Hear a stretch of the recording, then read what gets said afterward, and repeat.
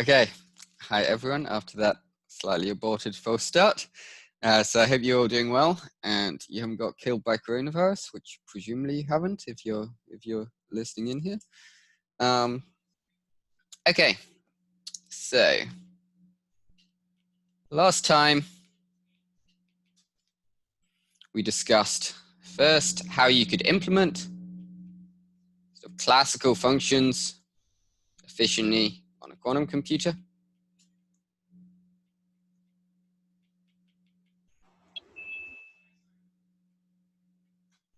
Specifically, could find some unitary UF that takes sort of some input X and Y to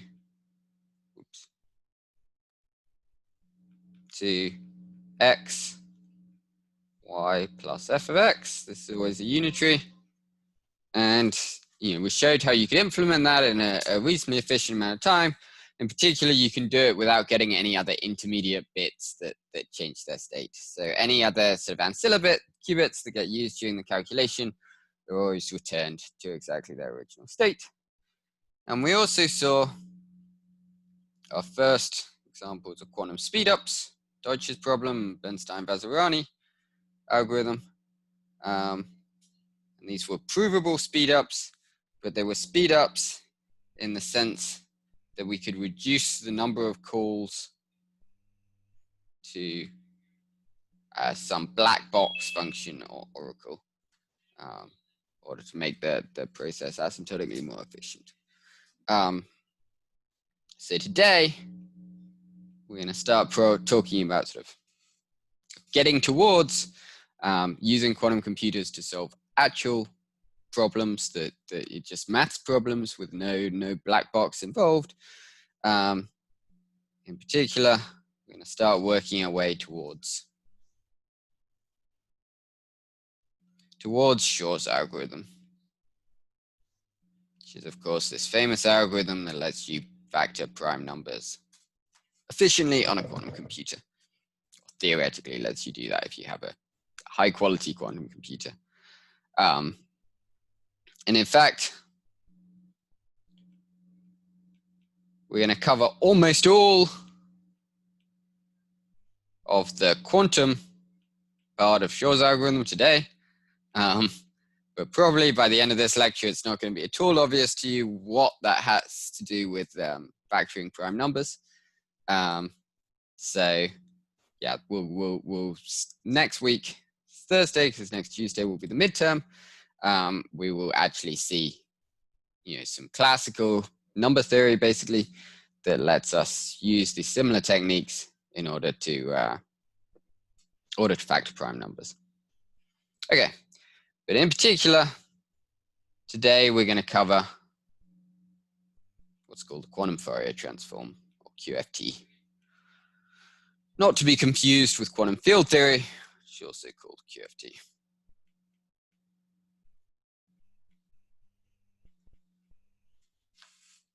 Okay, but before we get to that, we're going to talk a bit about just classical Fourier transforms and how you implement them. So Fourier transform, as hopefully most of you, or even all of you are aware, is defined as the following linear map. Takes in some function f of x, and it outputs a function that I'll call capital F of k, which is equal to 1 over square root 2 pi integral dx e to the minus ikx f of x. Okay. F of k can be thought of as the sort of function, the original function f, but in frequency space rather than real space. It's a measure of how much of f of x comes from a sort of wave with frequency, frequency k. Of course, if you actually, so the Fourier transform is super important in sort of all of modern signal processing, right? Any physics experiment ever pretty much will involve Fourier transforms, but also, electrical engineering, all sorts of things, hugely important to all of them. But if you actually want to implement a Fourier transform on a computer, then you obviously can't actually input some, unless you have some analytic form of the function f of x, you can't actually input the values of f of x at every single value of x. Instead, you presumably have some sort of numerical approximation to it, right? So what you actually do in practice on a computer is what's called a discrete Fourier transform, which basically means that we discretize both k and x. So this is defined as follows. We have some thing I'll call AK, which are the components.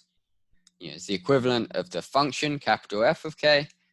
And this is defined as 1 over square root of n of a sum of x is now going to be an integer because it's discrete, x from 0 to n minus 1 of little a x, which is the equivalent of f of x, times e to the minus 2 pi I little k little x over n. Okay, so the integral has become a sum. The functions have become functions on the integers rather than functions on integers from 0 to n minus 1 rather than smooth functions. So k also here is valued between 0 and n minus 1. However, in the limit where n goes to infinity,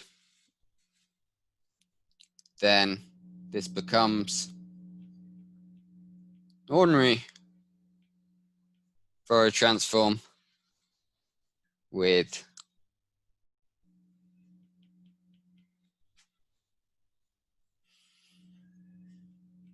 ax equal to f of square root 2 pi over n x, and similarly capital AK equals capital F of square root of 2 pi over n capital K. Okay, you can check this. So because this x, no matter how big n I make n, is always an integer, if we want to end up using this thing to approximate continuous functions, then we need to sort of rescale x. Similarly, rescale k, but if we do it as I've just written here, then you do in fact recover the original Fourier transform for any appropriately smooth function. Okay, so this is just a linear map from ax to ak, right? But ax and ak are both just n-dimensional vectors. So we can write the act of doing a Fourier transform as a matrix where ak equals sum over x, some matrix that I'll call the Fourier transform matrix with size n, element kx times a of x. Okay, so this is just a matrix product, and here f n kx is just equal to e to the minus 2 pi I kx over n. Pretty easy to check that f of n is unitary. That's just the statement that when you come to do a inverse Fourier transform, then you just do the same thing as for a Fourier transform, except rather than minus 2 pi I kx, it's plus 2 pi I kx, right? And your input is now a capital A big K, and the output is little a x. Okay. So how do we implement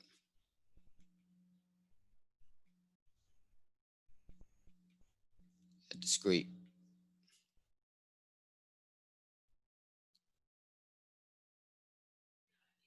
A discrete Fourier transform on a computer.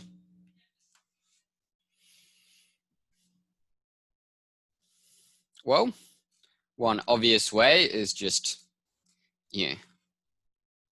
what I call the naive algorithm, which just uses the formula for the discrete Fourier transform written here. So we just work out each of the AKs one by one, just by adding up all the AXs and multiplying them by e to the minus 2 pi I kx at the big N.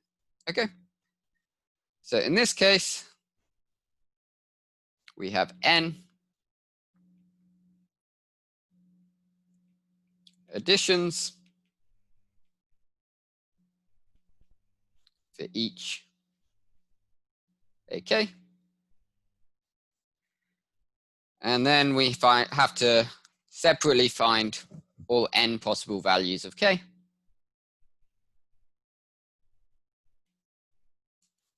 So the whole thing takes order N squared time.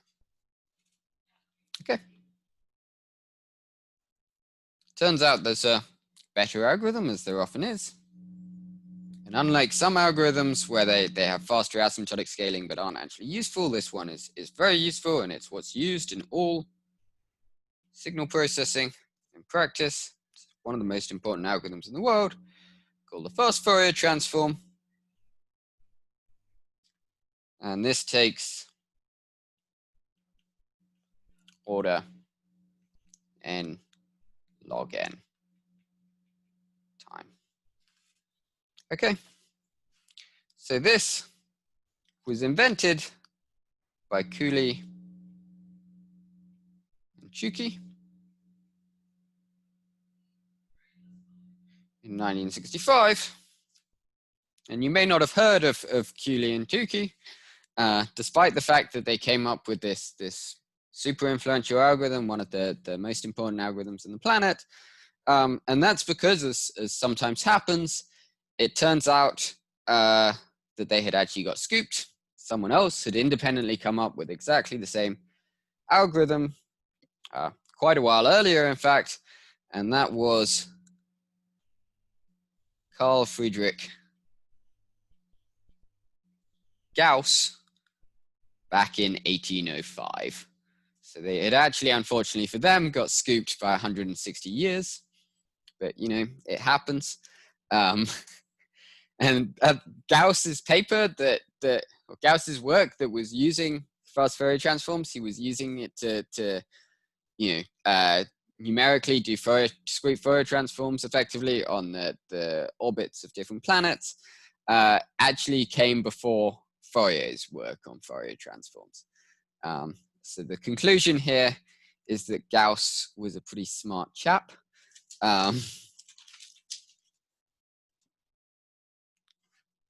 Fortunately, you don't have to be Gauss in order to understand how the fast Fourier transform works. So how does it work? Well, let's assume, for simplicity, the big N, the number of values that X can take and that K can take, is equal to a power of 2. Okay, it's 2 to the power of little n. Now, we can split each AK, which recall was a sum over all the AXs times an appropriate phase, into just a sum over the even X's and a sum over the odd X's, right? So I can write that as follows. Sum from X equals 0 to N over 2 minus 1 of A 2X, right? So this is sum over the even X's, and E to the minus, it's now 4 pi I kx over n. And then we also need to add in the odd parts. So x equals 0 to n over 2 minus 1 again. but now it's a 2x plus 1, the odd values of ax, and we have e to the minus 2 pi I k 2x plus 1 over n. I have a quick question. Yep. For the above, you said that there's n values for k. I'm assuming k is like, you can think of frequency. But if we had like, say, a constant function, then like, wouldn't there be infinite values of k? So if we, yeah, so the reason you only care about these n values of k is that actually, say k equal to n, it's going to be a good point that shows up later, right? If k was equal to n, for example, then we'd have sum over ax times e to the 2 pi I nx over n, right? That's just e to the minus 2 pi I x for an integer x, and that's just equal to 1. And so if we plug in k equals n to this formula, then we actually get exactly the same answer as we plug in k equals 0. So that's why we only care about this set of n values of k. Okay. Okay, is that clear? So yeah, I'll just write that here. A k plus big N is equal to ak.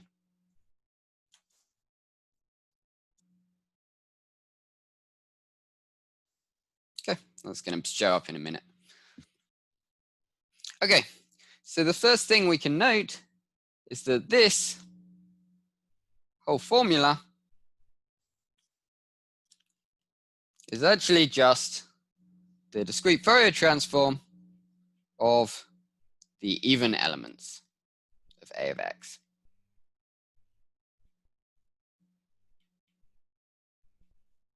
Right, so we just have a2x for each value of x from x equals 0 to n over 2 minus 1, and then we multiply it by e to the minus 4 pi I kx over n, which is e to the minus 2 pi I kx over n over 2. Right, n over 2 is our new n, so that's exactly the normal formula for the Fourier transform. What about these odd ones? Well, in this case, it's not quite the Fourier transform of the odd elements, right? Because this phase isn't equal to e to the 2 pi I kx over n over 2. But we can easily rewrite it by noting that this 2x plus 1, the contribution from the 1 gives something that is independent of x. So we can just take that whole phase out the front of the sum. So we have an e to the minus 2 pi I k over n.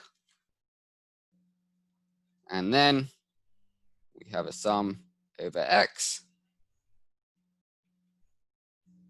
of the odd values of x times e to the minus 2 pi I kx over n over 2.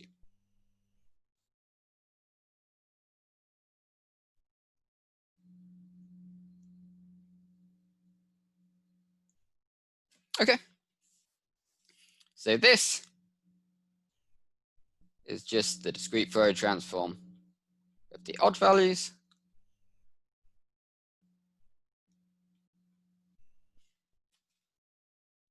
of x. And so if we can compute the discrete Fourier transform of both the even elements and the odd elements, then we can work out all we can work out all the values of ak just from that data. And the key point is that we only need to evaluate the discrete Fourier transforms of the even and odd parts for k from 0 to n over 2. Right? And that's because I'll call it the even k is equal to the even k plus n over 2. Similarly, the odd k is equal to the odd Fourier transform k is equal to odd k plus n over 2. Okay. So now what we can do is, given that n's a power of 2, we can just solve the Fourier transform by recursively splitting it up into smaller and smaller bits. Okay. So in particular, to solve the time needed to solve the Fourier transform for with input size n is equal to the time it takes to solve 2 Fourier transforms of size n over 2. Okay, so we need to do the Fourier transform of the even elements, and we need to do the Fourier transform of the odd elements. And then we need to, for each of the AKs, we have to add together an even k plus some phase times an odd k. Okay, so we need to do one addition for each of the AKs. So that means we have some, have some extra time to do that addition that's proportional to big N. So I'll call it C times big N for some arbitrary constant capital C. Okay, but each of these Fourier transforms on n over 2 elements can themselves be split into Fourier transforms n over 4 elements. So this in turn is equal to doing 4 Fourier transforms with n over 4 elements, plus we've got to do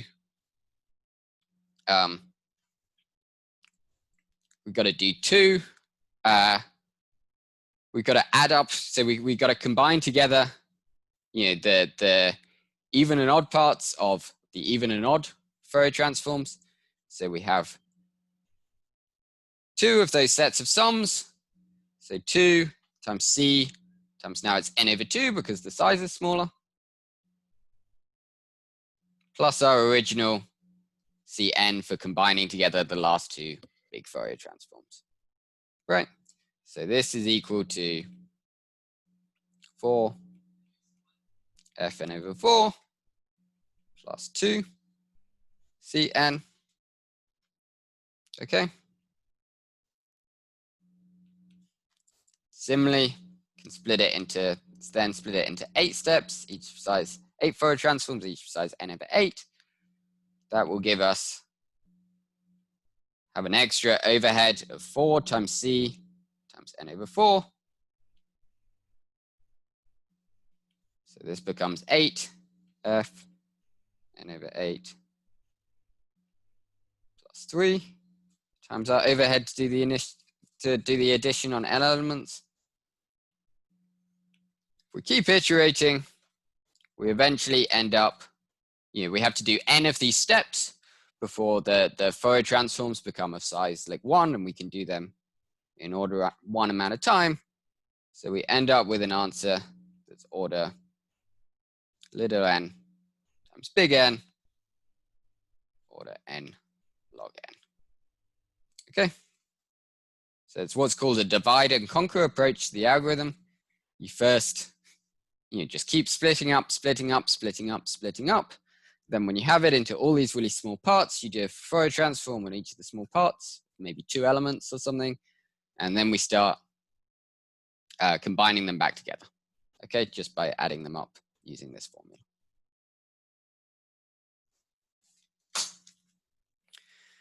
Okay, so that is all classical.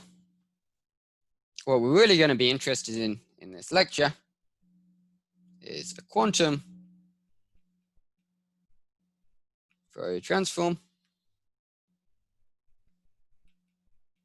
And I want to emphasize that this is not going to be a quantum algorithm for doing a discrete Fourier transform, okay? It's going to be a quantum algorithm for doing a quantum Fourier transform, by which I mean it's going to implement a unitary map. You can call U QFT such that U QFT acting on some superposition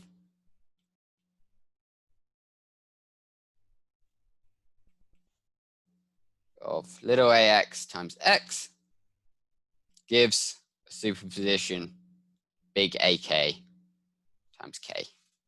Okay? So this is a Fourier transform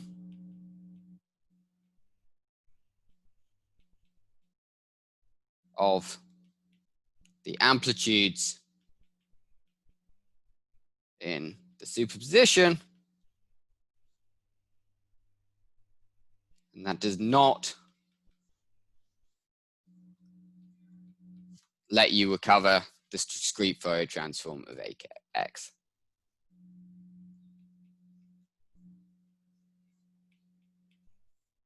Okay, we cannot, from this final state, this superposition over all values of K, we can't read off AK.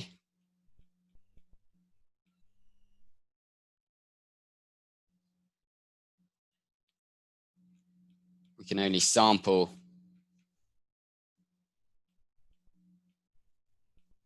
from the probability distribution, PK equals modulus of AK squared.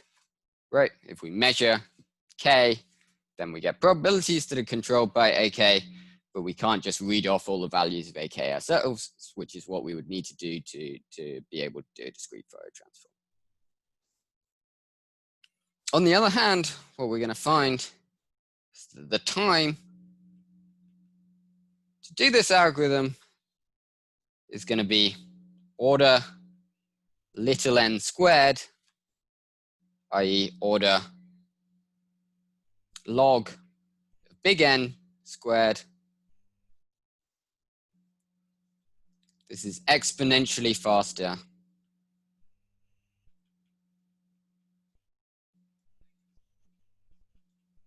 than the fast Fourier transform.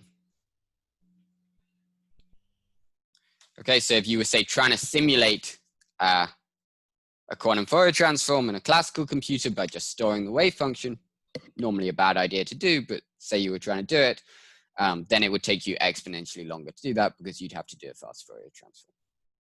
This doesn't mean we have an exponentially fast algorithm for fast Fourier transform. That would be huge, but it would also be impossible because just the time to read in all the different bits of the Fourier transform is order n, so big N. So clearly you can't do faster than that. Okay, so how do we do this quantum Fourier transform? Let's start by considering the simplest case where we just have one qubit. Quick question. Okay. Yep. You want a sum there in front of the AK times K? Yes, thank you. Yeah. So, yeah. Sorry, I was using Einstein's summation convention, I will claim. I just forgot the sum. So yeah, we end up with a superposition over all values of K with AKs at the front. Okay, can anyone tell me how to do a quantum Fourier transform on one qubit?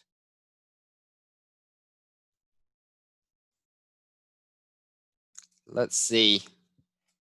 Say we have some input state that is just A0 plus little a1, sorry. A0 times ket0 plus little a1 times ket1.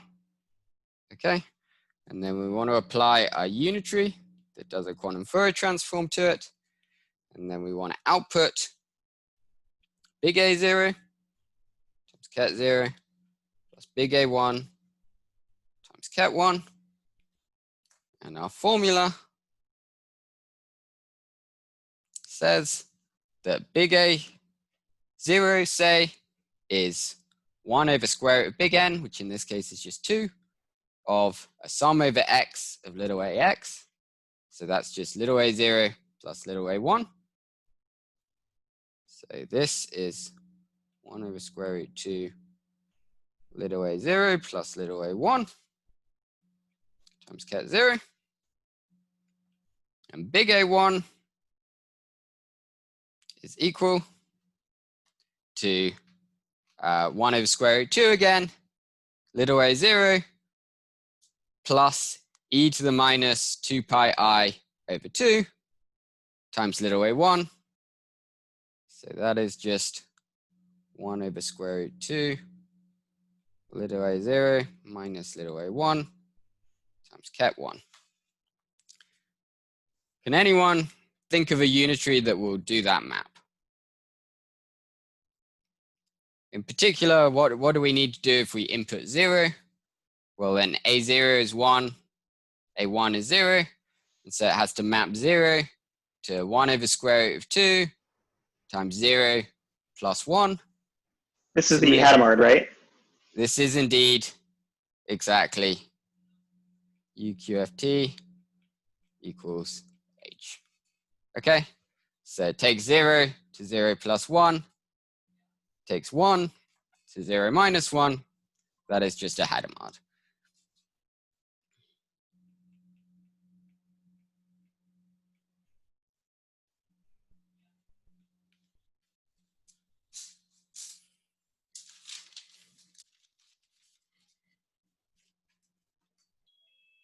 Okay, so now we're going to want to do it on more than one qubit, and that's where things are going to get trickier. But basically what we're going to do is we're going to use our knowledge of the fast Fourier transform.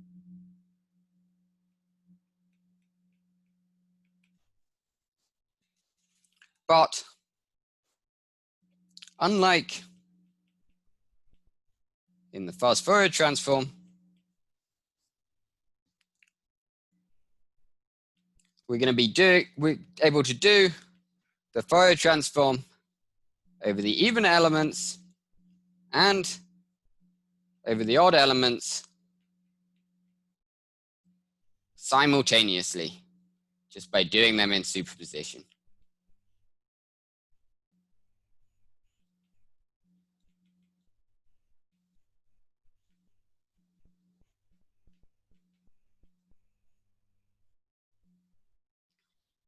And we'll see a bit more precisely what I mean by that. So let's assume we know how to implement UQFT on n-1 qubits. Okay, we want to use that implementation to implement a Fourier transform on n qubits. So we have our n qubits.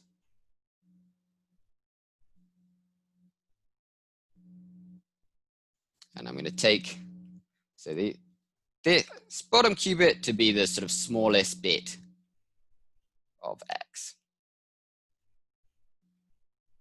Okay.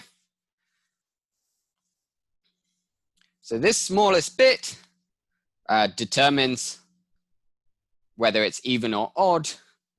And the rest of it, so what we're wanting to do, if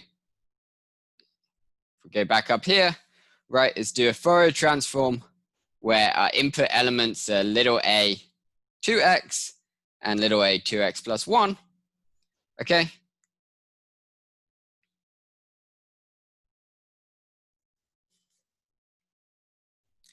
If these n-1 bits are equal to x, then the sort of full x, including the last bit, is either 2x or it's 2x plus 1, depending on whether this bottom bit is 0 or 1, right?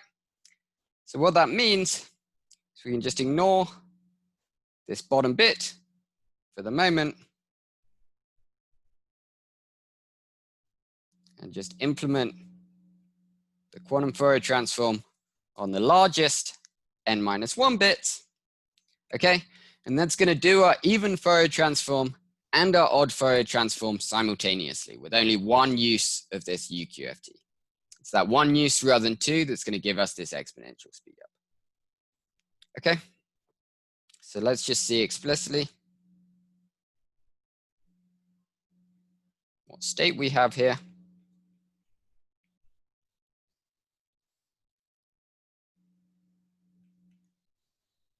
Okay, so at t, our input state at t0 was equal to sum over x little ax times x, which is equal to a sum over x little a. So this is now, this was x equals 0 to 2 to the little n minus 1, x equals 0 to 2 to the little n minus 1, minus 1, a 2x, x 0, plus a 2x plus 1, x 1. Right, I've just split it into an even, the superposition over all values of x into a superposition over even values of x and a superposition over odd values of x. Now we're going to apply this quantum Fourier transform to the sort of leading n minus 1 bits. That's going to give us a state at t1 that looks like we have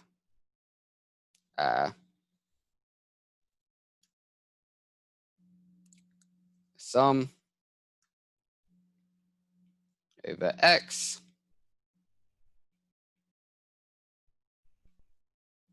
sum over k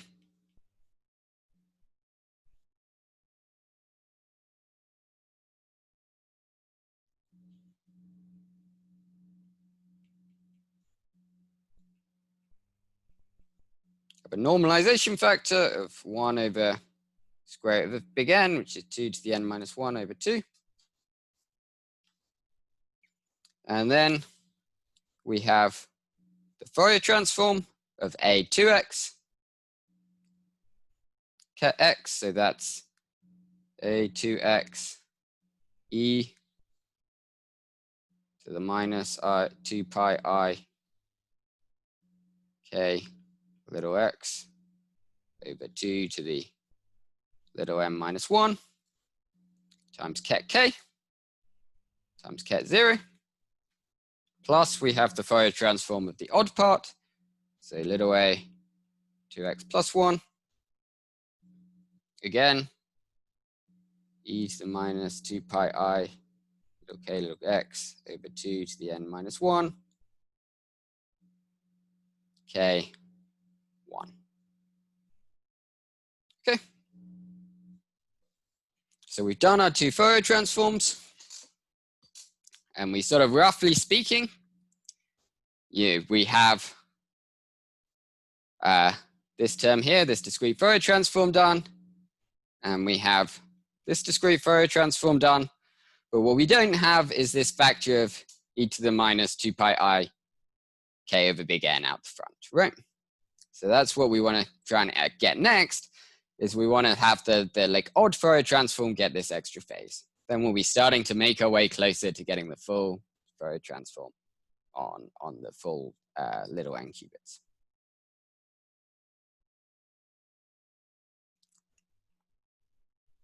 Okay, so how are we going to do that? So we want to apply conditioned on this last qubit being in state 1. We want to apply a phase of e to the 2 pi I k over 2 to the n. Okay, so k is just a list of qubits, right? The 0 or 1, going from largest bit to the smallest bit. Okay, so let's start with the smallest bit. So what we want to do is, if this bottom qubit is in state 1, okay, so we're going to control it based on that state 1.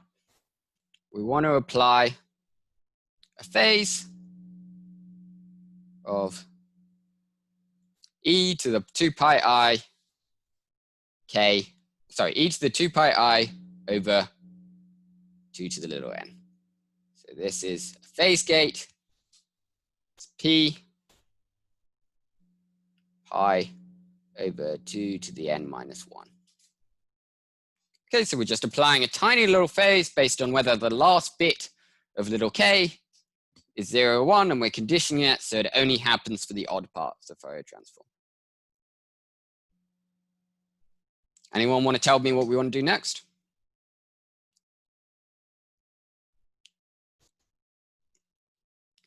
What about the second smallest bit of k, right? If that second smallest bit is equal to 1, that sort of adds an extra 2 to the size of k, right? So now we want to again apply a controlled phase. But this time, we want the phase to be twice as large. So p to the pi over 2 to the n minus 2. Let me make that box bigger.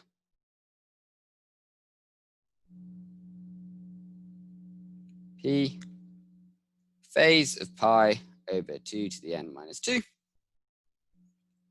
Okay, I'm going to assume there's a load more qubits here that I haven't drawn, but eventually we get up to largest qubits, okay, which are order, the largest qubit is order 2 to the n minus 1. And so we eventually end up applying a controlled phase of p pi by 4 to the second largest qubit, and controlled phase of p pi by 2 to the largest qubit.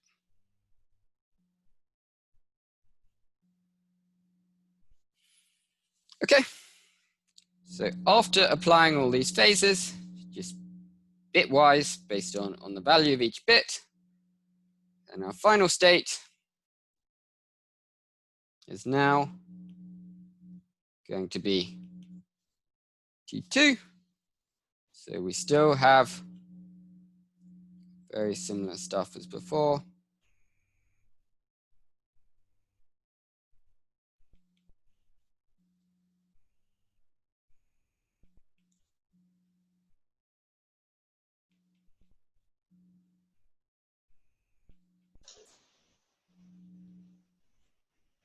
We still just have the Fourier transform of the even elements.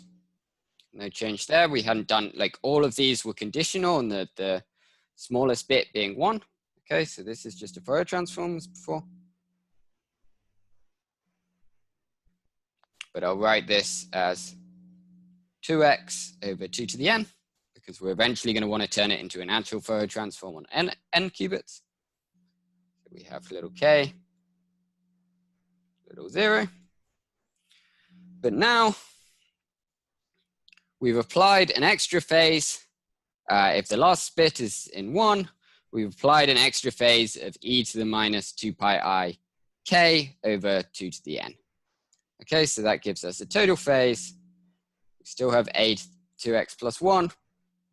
We have a total phase e to the minus 2 pi I k.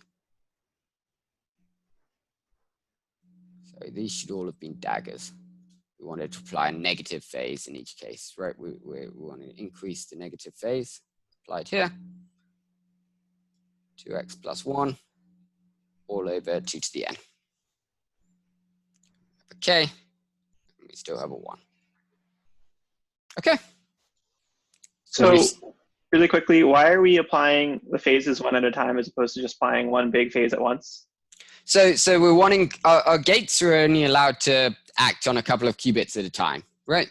So what we're wanting to do is implement one big gate that is controlled by this and sort of applies a phase of e to the 2 pi I k over 2 to the n to sort of all the remaining qubits, based on all the remaining qubits at once, right? But we can't just do that in one go because it acts on all little n qubits at the same time.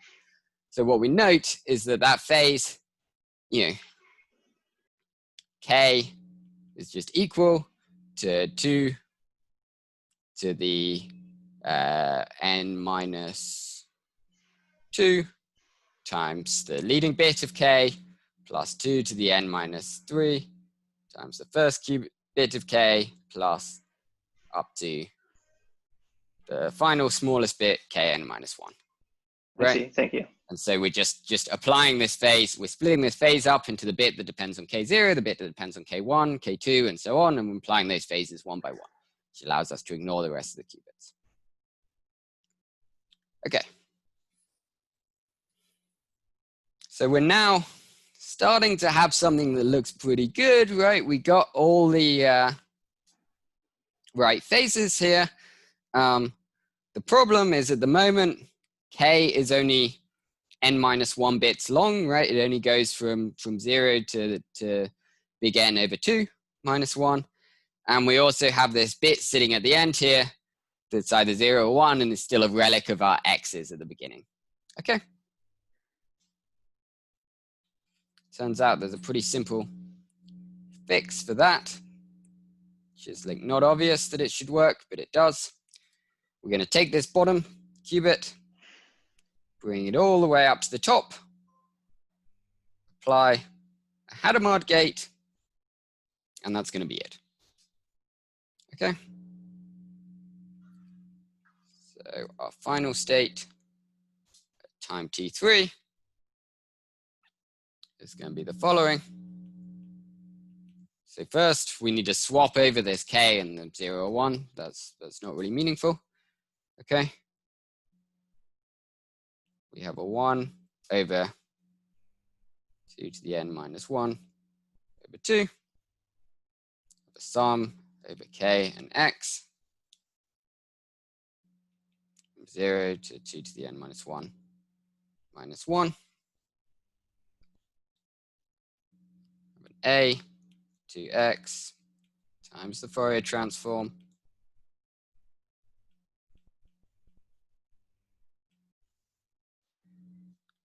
and then the 0 and k got switched, but then the 0 got Hadamarded, so that turns it into a plus. And then we have the odd part.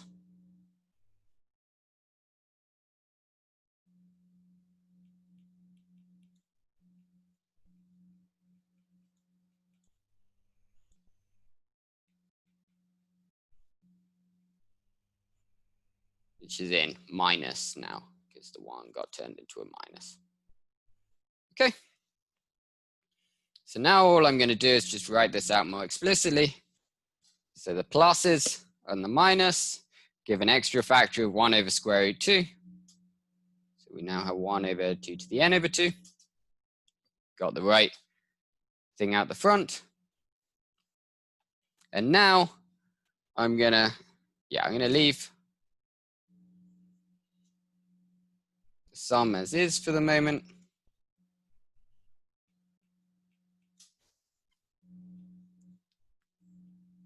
We have little a 2x e to the minus 2 pi I k 2x over 2 to the n.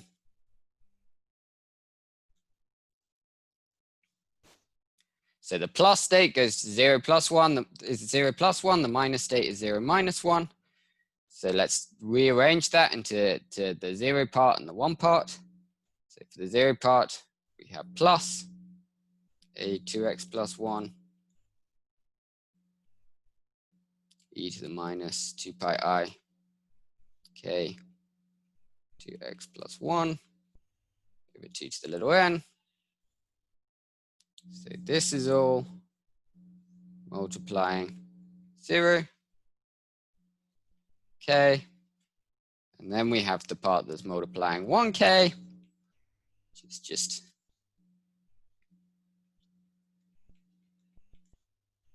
two pi I k 2x over 2 to the n, and this time we have a minus sign in front of the odd part. Right.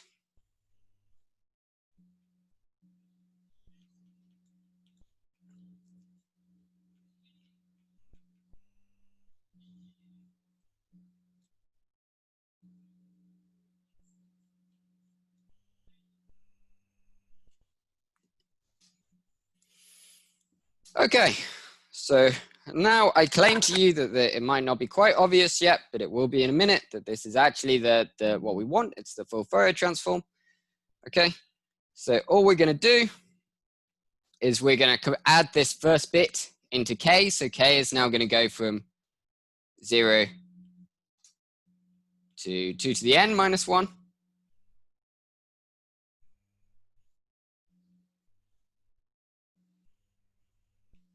We also can combine the 0 and the odd x's together. And the only thing we need to note is that plus 1 equals e to the minus 2 pi I n over 2 times 2x over 2 to the n.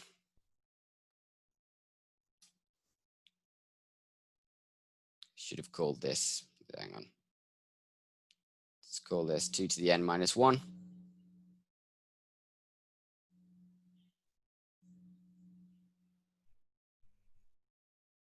And minus 1 is equal to e to the minus 2 pi I to n minus 1 times 2x plus 1 all over 2 to the n. Okay, this is just the usual fact that e to the 2 pi I times some integer is equal to 1. And yeah, e to the pi I times an odd integer is equal to minus 1.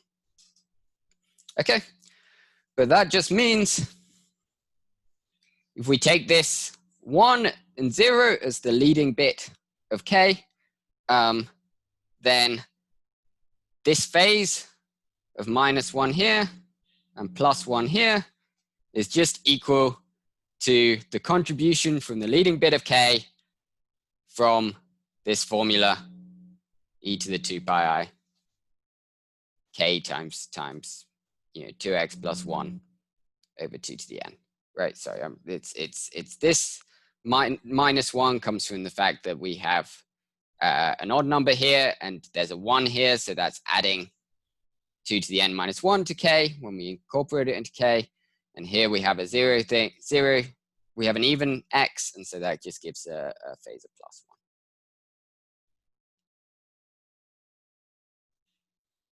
So we finally just end up with, let's split, yeah.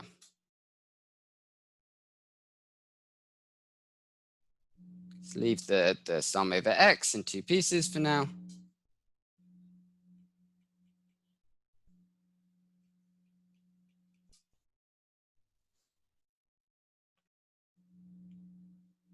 We just have a to x e to the minus 2 pi I k to x over 2 to the n plus a to x plus 1 e to the minus 2 pi I k to x plus 1 all times kk. Okay, so all we've done there is we've incorporated this extra leading bit into k. Okay, if it was 0, then it didn't affect the value of e to the minus 2 pi I k times stuff. And so we have exactly the same formula as before. When it's 0, when it was 1, then k is now 2 to the n minus 1 larger than before because it has an extra leading bit that is equal to 2 to the 2n minus 1. And that extra size of k has changed this thing by a factor of minus 1. And so that minus 1 goes away. And so we just get this formula that just cleanly depends on k. Okay, but now it's very obvious that these two terms, the even part and the odd term part, can just be combined together into a simple formula that's just the Fourier transform. So we just have sum over k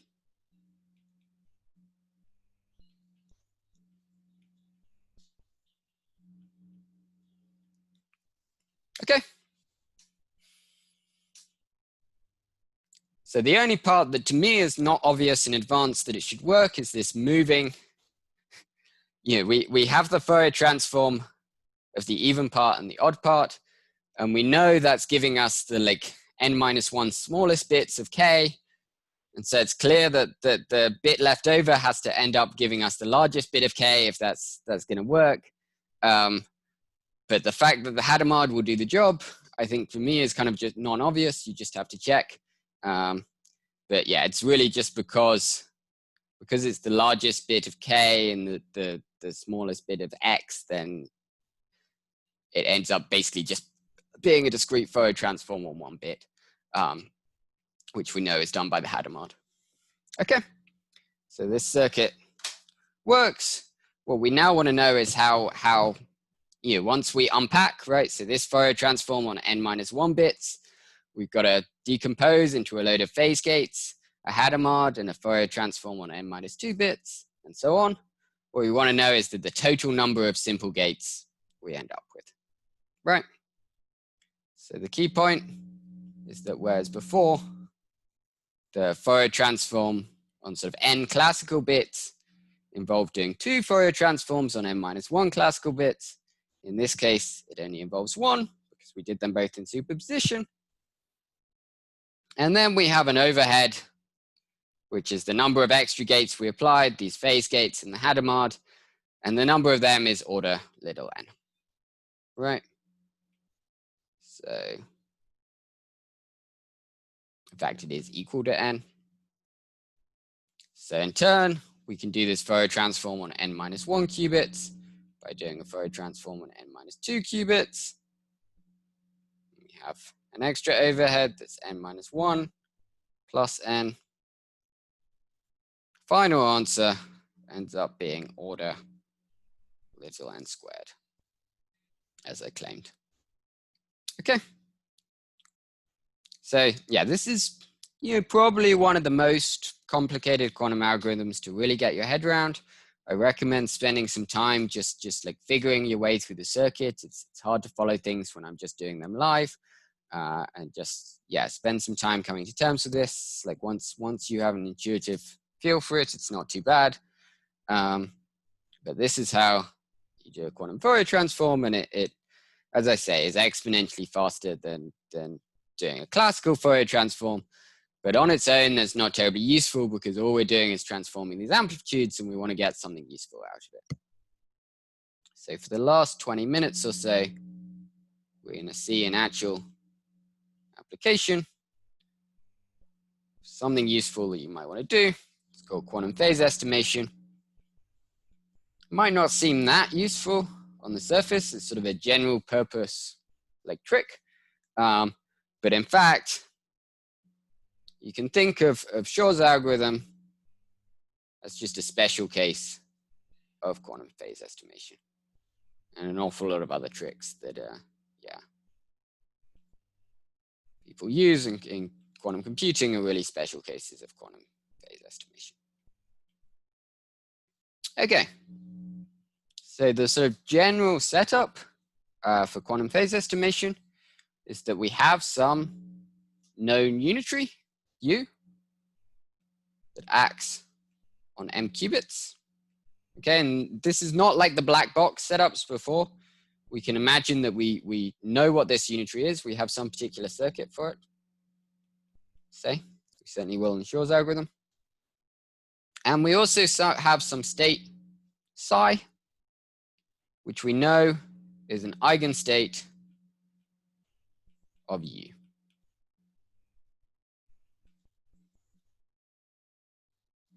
Call its eigenvalue e to the I phi, but we don't know what that is in advance.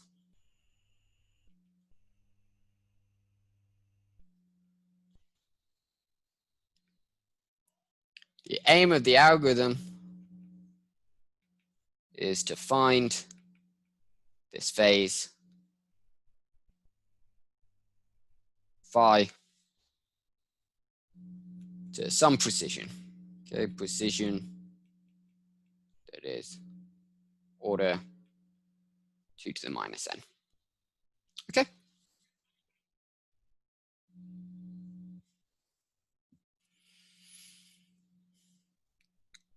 So the algorithm to do this is pretty simple. So we're gonna use n qubits that are gonna start in the 0 state.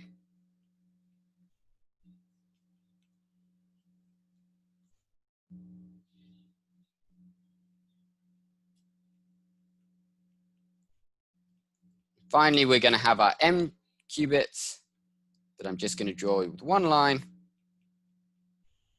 that are gonna be in state psi. Okay, we've assumed somehow they've been prepared in the state psi. What do you think the first step we're gonna do with these n qubits is? What is the sort of classic step we like to use in quantum algorithms? Anyone? What did we do, for example, in Bernstein-Vazirani? You're going to turn them into a superposition of everything by applying a bunch of Hadamards. Exactly. We're going to take all n of them, going to apply Hadamards, and that's going to give us a superposition of all values of x, where x is a number between 0 and 2 to the n minus 1 that encodes all the n qubits. Okay. And now what we're going to do is, based on this smallest qubit, smallest bit of little x, we're going to apply the unitary u to psi controlled by that qubit. Okay.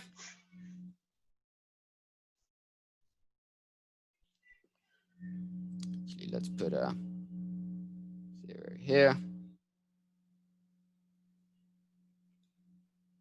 Put my dot, dot, dot here to represent the leftover qubits. Okay. Then, based on this second qubit, controlled by that second qubit, I'm going to apply u squared to psi. Based on the third qubit, I'd apply u to the fourth and so on, to eventually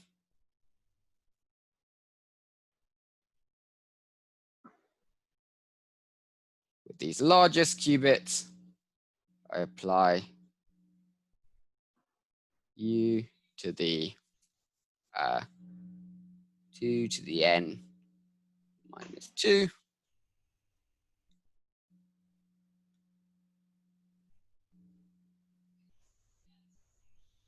U to the 2 to the n minus 1. And finally,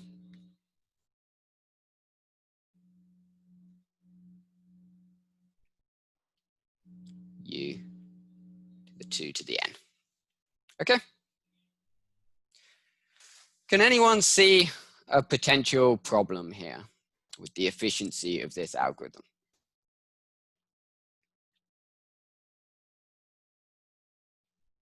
Let's say I have some short circuit that implements u, but that's all I know how to do.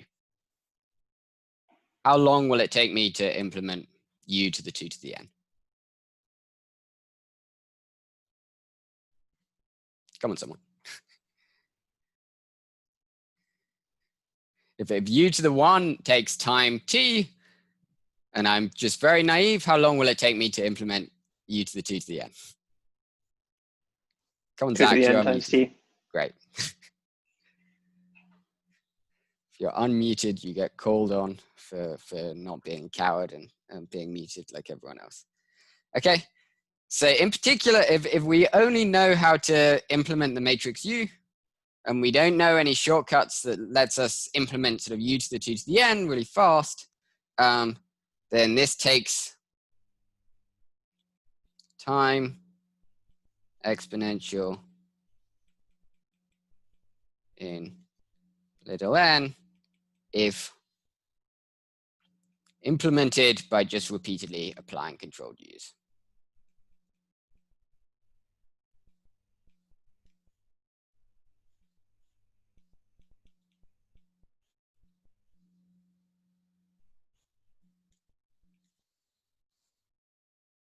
That is obviously not at all good.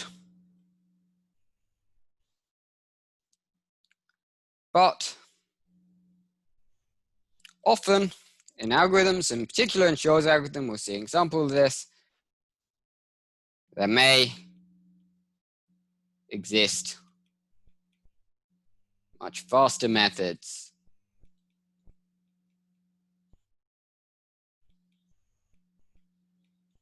of implementing it.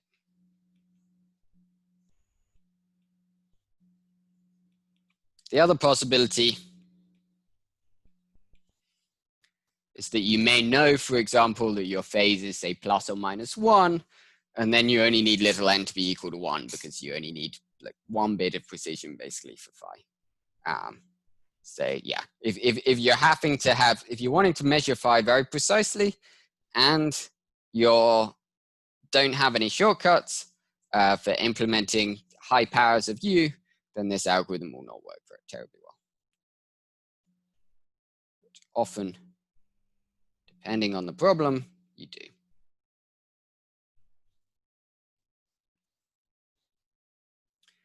Now, finally, we're just going to apply a quantum Fourier transform to our input bits.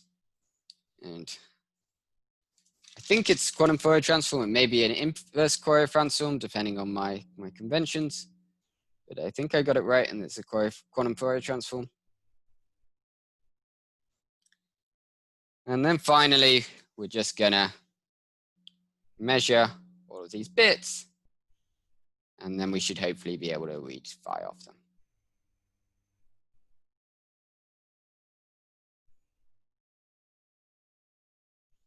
Okay.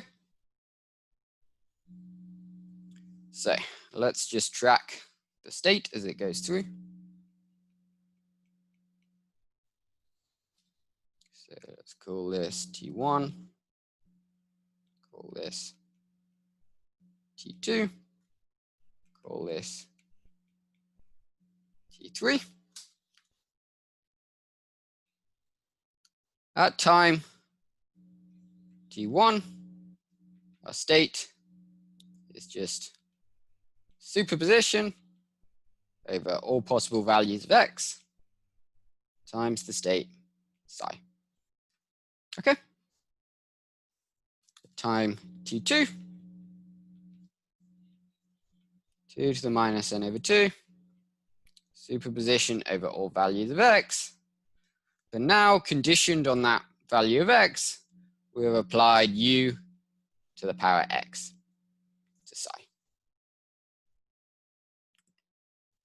Of course, we were told in advance, or we knew from the setup in advance, that psi was an eigenstate of u with eigenvalue e to the phi, which is what we wanted to work out. So this is just a sum over x of e to the ix phi x psi.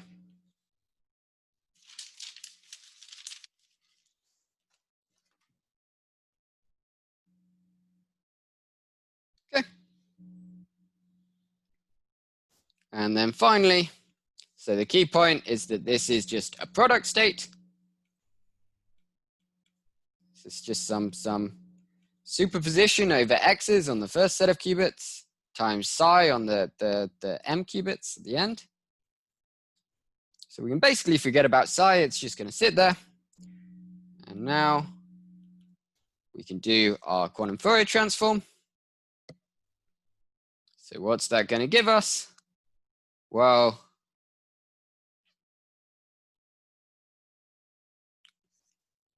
our AX's are e to the I little x times phi. So when we quantum Fourier transform, we get a 1 over square root n. That brings the normalization factor down to 2 to the minus n. We now have a sum over x and k of an e to the ix phi minus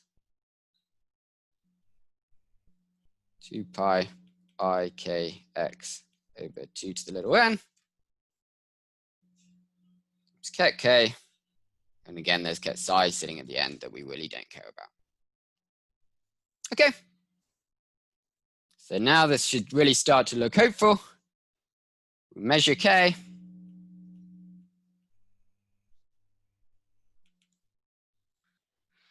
And we find the probability of getting some value K is given by 2 to the minus 2n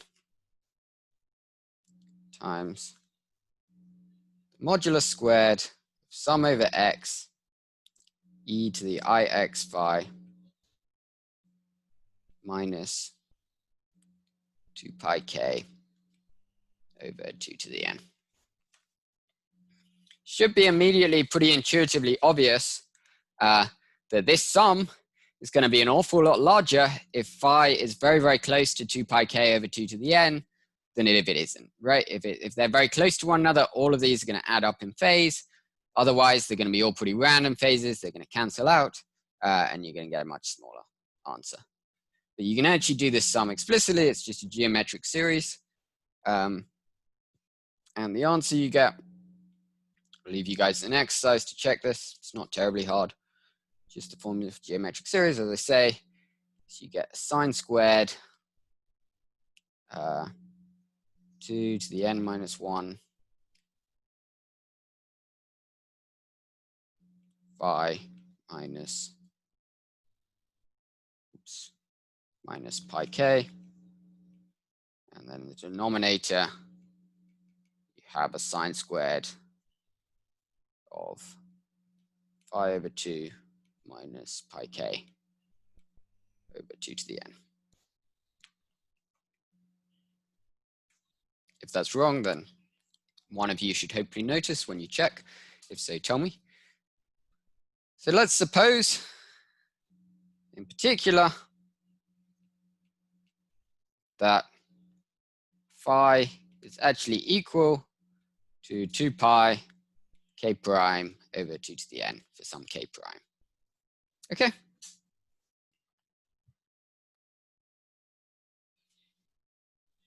In that case, you can just look, yeah, it's probably easier to see from this top formula than from the bottom formula, but all these terms in the sum are equal to 1. There's 2 to the n terms, and then we take the modulus squared, multiply it by 2 to the minus 2n, and we get pk prime is equal to 1.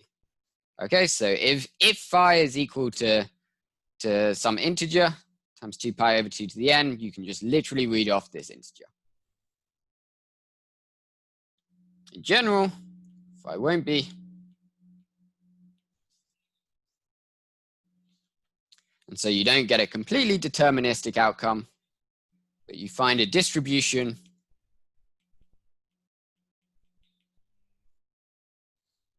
that is tightly peaked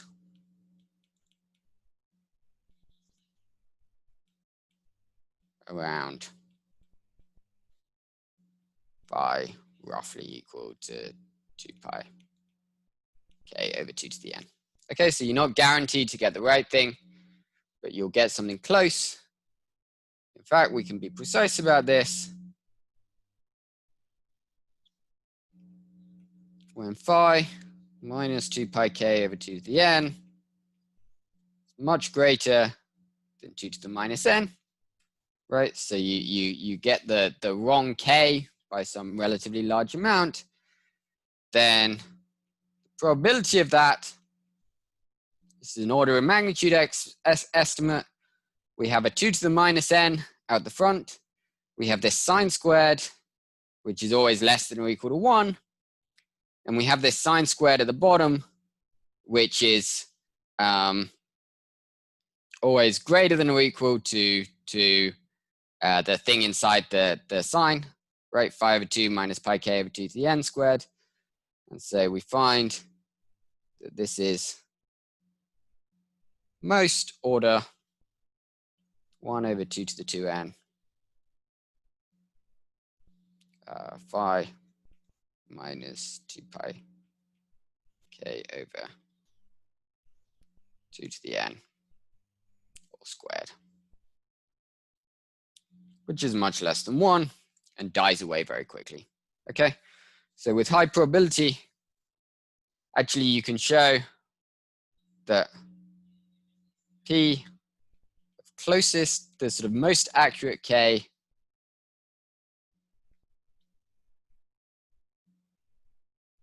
to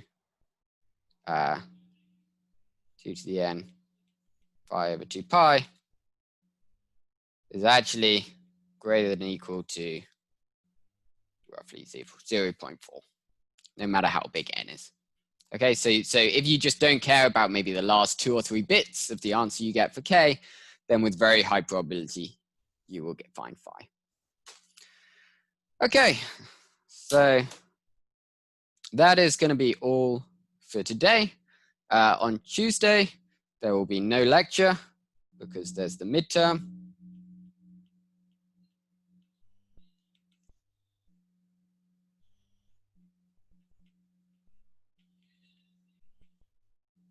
Remember that the midterm you can take any time within the 24 hours between Tuesday at midnight and Wednesday at midnight. But you only have an hour and a half to take it. Like once you first look at the questions on Gradescope, you will have an hour and a half to do them. It's going to be on the first 6 lectures, as I said before. And yeah, really what I would emphasize practicing is just getting as comfortable as possible, efficiently computing like measurement outcomes and different bases, computing what happens when you apply unitary gates, like simple unitary gates to different states, and just really try to get sort of comfortable and efficient doing those things. And I think you shouldn't have too many problems with the exam. It is open book, so don't worry about like memorizing random little facts that you can easily look up. Just spend time to really try to be comfortable playing around with quantum mechanics. So that's really the point of having this early midterm, is that, you know, it's really going to be core for the course, and already has been the last few lectures, to be really comfortable just sort of manipulating states and so on. And so yeah, want you guys to have as much practice as possible doing that. Okay, any questions?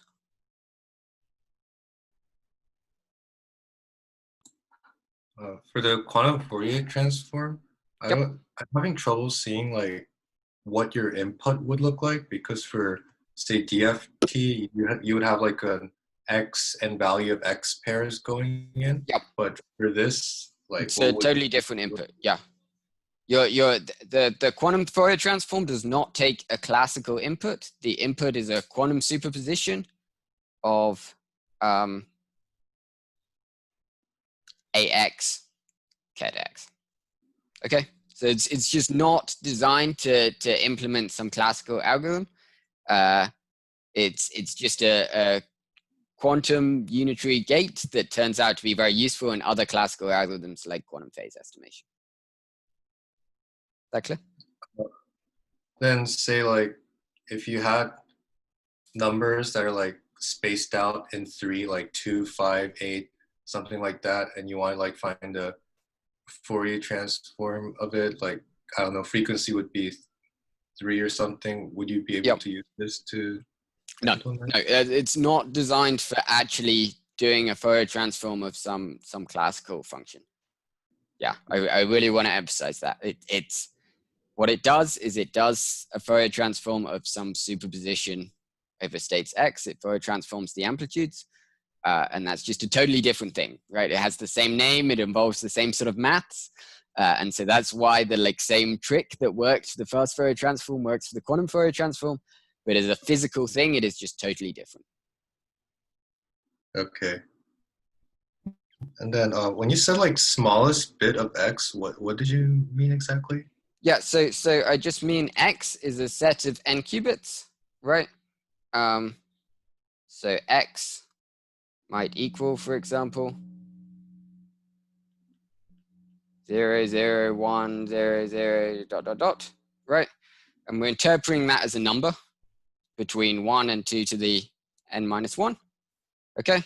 And so, you know, one of those qubits is like the last bit of that number, and one is the first bit of that number, right? This, by the smallest bit, I just mean the last bit. Okay. Yeah, sorry, I should have made that clear at the time. Yeah. Any other questions?